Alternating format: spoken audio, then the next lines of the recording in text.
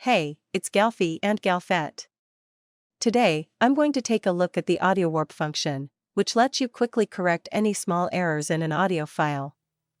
I'll also show you how I prepare my tracks for sound recording from my audio interface. We'll talk about that right after this.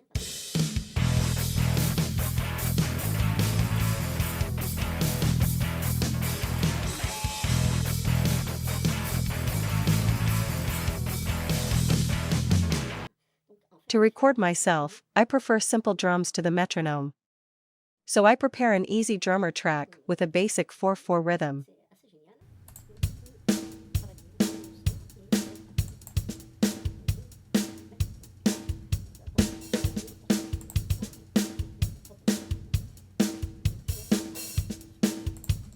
The default tempo is 120, which works for me.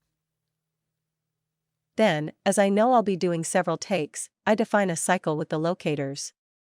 If you want to know more about locators, there's also a video, you'll find the link in the description.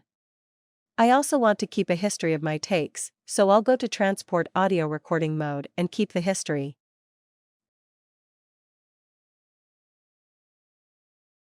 There are other options if you prefer. So, I record.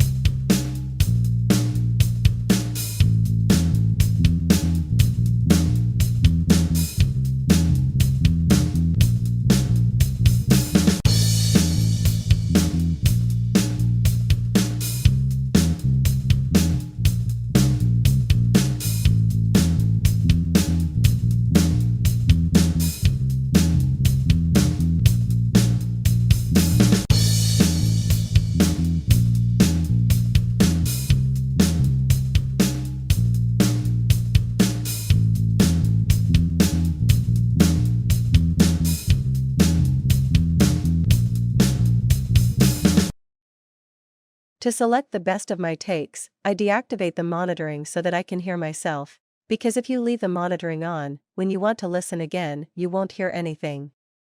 Monitoring is for listening to yourself while you're playing. So I'm going to opt for this take, even if it's not perfect. To correct an off-key note in the old-fashioned way, we used to use scissors to cut and then simply rework the length of the note. But with Cubase, it's much simpler. I quickly cancel my previous actions and double-click on my event to arrive in the audio editor. Click on Audiowarp, then Free Warp. Here you can activate the musical mode, which adjusts the audio tempo to that of the project. I'll tell you more about this in a later video. You can also choose the algorithm you want. Here, I'll stick with Adobe Pro Time, which is the default setting. So we'll simply click on the start of the event and drag it before releasing. If you don't want to delete this empty part, you can simply move the snap point, that little button marked S, to the beginning of the waveform. The snap point defines where the event will be positioned on the track. You can also do the same thing at the end of the event. There's a big gap at the end of this line, so you move the end to remove the space. You can see on my project that my event has been modified. Next, you'll notice that some of the notes aren't quite right. Now I'm going to look in detail to see if there are any notes to adjust. If a note is good, I place a marker, simply by clicking in the desired location. If I want to move this marker, I place my mouse over it, and when it turns gray, I click and move it. I can also simply delete the marker by pressing Alt and clicking. If I want to modify a series of notes without impacting my entire recording, I place two markers at the ends. This way, you can see that only the part between these markers can be modified. See you next week for a new video. Have a great weekend.